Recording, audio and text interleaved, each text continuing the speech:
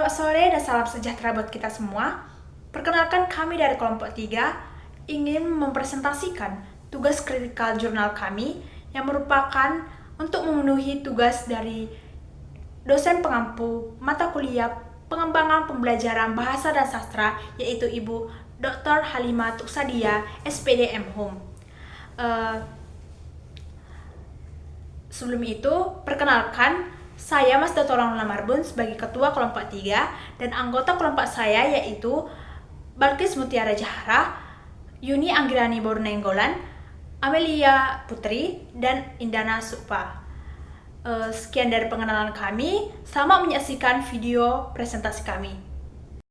Baiklah, saya akan menjelaskan jurnal pertama yang kami kritik yang berjudul Urgensi Pendekatan Inovatif dalam Pembelajaran Bahasa dan Sastra Indonesia di Era Future, mengintegrasikan kearifan lokal dan teknologi. Nama jurnalnya adalah Proceeding Series on Social Science and Humanities yang ditulis oleh Agus Wismanto dan kawan-kawan, yang diterbitkan pada tahun 2024. Tujuan penelitian pada jurnal ini yaitu menyelidiki urgensi pendekatan inovatif dalam pembelajaran bahasa dan sastra Indonesia di era future dengan mengintegrasikan teknologi dan kearifan lokal. Untuk teman-teman yang belum tahu apa itu future, future adalah singkatan dari volatility, uncertainty, complexity, ambiguity, yaitu situasi dan kondisi di mana perubahan terjadi sangat cepat, tidak pasti dan kompleks. Itu termasuk dalam dunia pendidikan. Subjek penelitiannya yaitu guru dan praktisi pendidikan yang sudah mencoba menggabungkan teknologi dan kearifan lokal dalam pembelajaran bahasa dan sastra Indonesia. Dan cara pengumpulan data yang digunakan pada artikel ini yaitu peneliti melakukan pengumpulan data melalui 3 tahap utama, yaitu reduksi data, penyajian data, dan pengambilan kesimpulan. Metode penelitian yang digunakan pada artikel ini yaitu studi literatur dengan mengkaji berbagai bacaan seperti jurnal nasional dan internasional, buku, proceeding, skripsi, tesis, serta artikel dari majalah terkait, dan juga melakukan wawancara.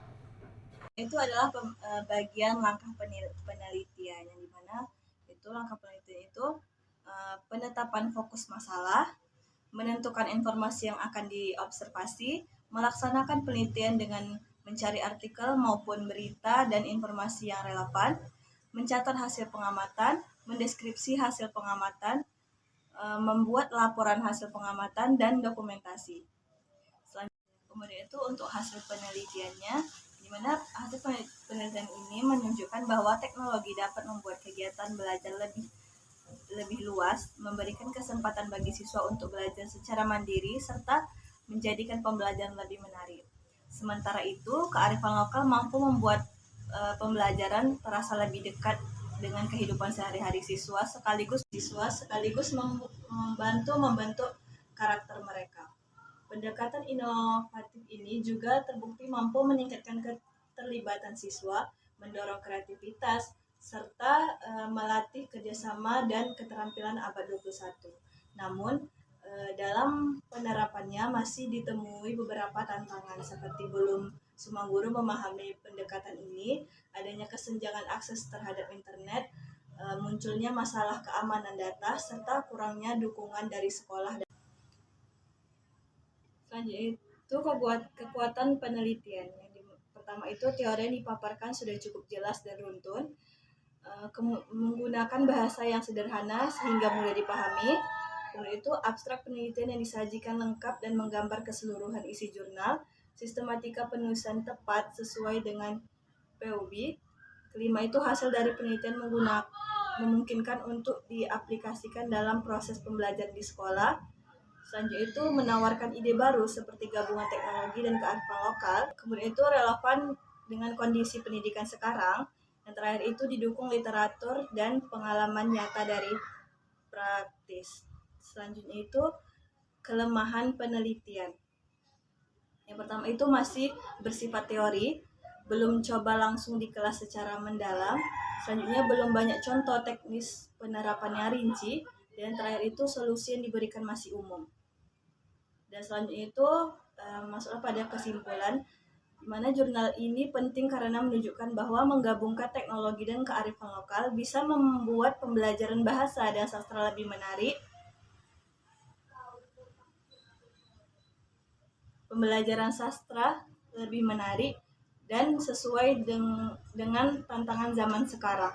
Kelebihannya ada pada gagasan yang segar dan bermanfaat, tetapi kekurangannya penelitian ini belum banyak memberikan bukti nyata dari praktik di lapangan. Jadi jurnal ini lebih pas sebagai dasar pemikiran dan penelitian dan penerapan berikutnya.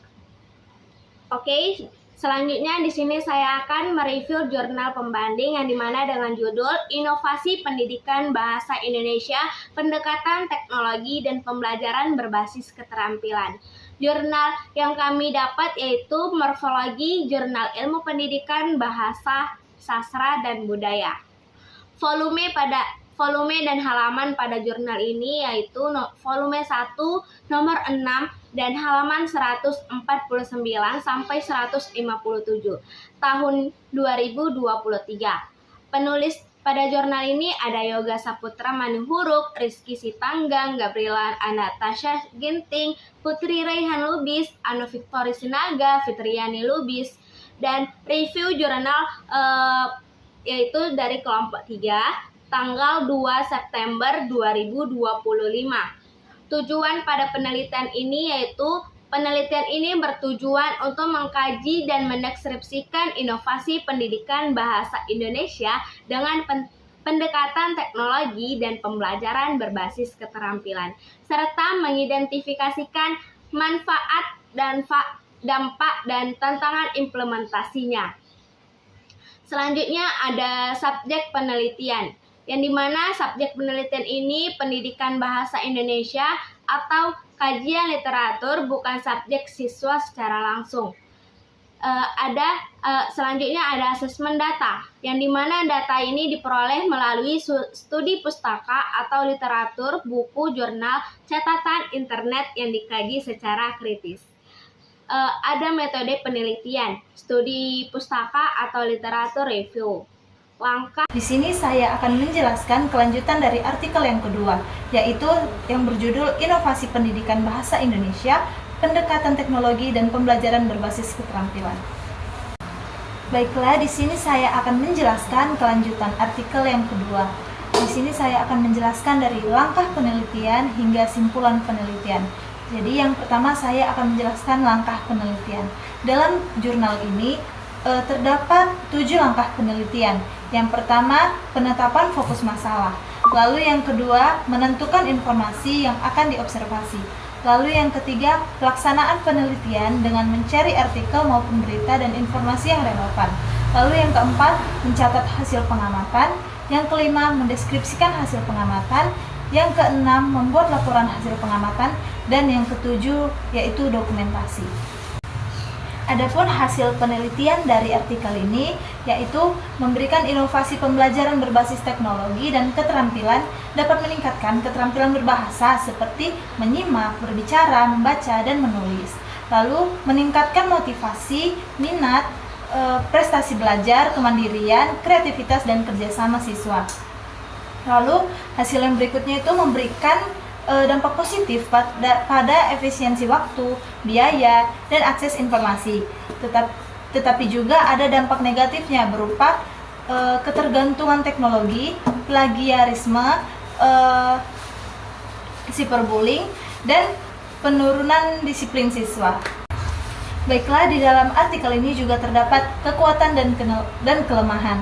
Yang akan saya jelaskan yang pertama itu adalah kekuatan dari penelitian ini. Yang pertama ada teori yang dipaparkan sudah cukup jelas dan runtun. Lalu yang kedua, sudah menggunakan bahasa yang sederhana sehingga mudah dipahami. Lalu yang ketiga, abstrak penelitian yang disajikan lengkap dan menggambarkan keseluruhan isi jurnal. Lalu yang keempat, sistematika penulisan tepat sesuai dengan PUEBI. Lalu yang kelima, hasil dari penelitian memungkinkan untuk diaplikasikan dalam proses pembelajaran di sekolah. Lalu yang keenam, memberikan kontribusi terhadap pengembangan inovasi pendidikan. Lalu yang ketujuh, relevan dengan kebutuhan pembelajaran abad 21. Yang kedelapan, menyajikan analisis manfaat, dampak positif ataupun negatif, dan tantangan secara sistematis. Kemudian, kelemahan dari penelitian ini ada 3. Yang pertama, data hanya berdasarkan studi pustaka, tidak ada empiris lapangan. Lalu yang kedua, analisis masih umum, belum ada implementasi nyata di sekolah tertentu. Lalu yang ketiga, tidak menyajikan instrumen evaluasi atau pengukuran kuantitatif. Dan yang terakhir akan saya jelaskan itu adalah simpulan dari artikel ini. Jadi artikel ini menunjukkan bahwa inovasi pendidikan bahasa Indonesia berbasis teknologi dan keterampilan relevan dengan tuntutan era digital, mampu meningkatkan kualitas pembelajaran dan keterampilan siswanya. Namun, implementasi masih menghadapi tantangan seperti keterbatasan infrastruktur, kesiapan guru, dan potensi penyalahgunaan teknologi. Kesimpulan kritikal jurnal kami adalah kedua jurnal membahas inovasi pembelajaran bahasa dan sastra Indonesia berbasis teknologi. Pada jurnal Inovasi Pendidikan Bahasa Indonesia, pendekatan teknologi dan pembelajaran berbasis keterampilan fokus pada pembelajaran berbasis keterampilan untuk meningkatkan kemampuan berbahasa, kreativitas, dan motivasi siswa. Sementara itu, jurnal urgensi pendekatan inovatif dalam pembelajaran bahasa dan sastra Indonesia di era future mengintegrasikan kearifan lokal dan teknologi, menekankan integrasi teknologi dan kearifan lokal dalam menghadapi tantangan era future. Agar pembelajaran lebih adaptif dan relevan, keduanya sepakat bahwa teknologi meningkatkan kualitas pembelajaran, namun masih ada tantangan seperti keterbatasan fasilitas, literasi digital rendah, dan kesiapan guru. Sekian video presentasi review jurnal dari kami, kurang dan lebih kami mohon maaf. Terima kasih.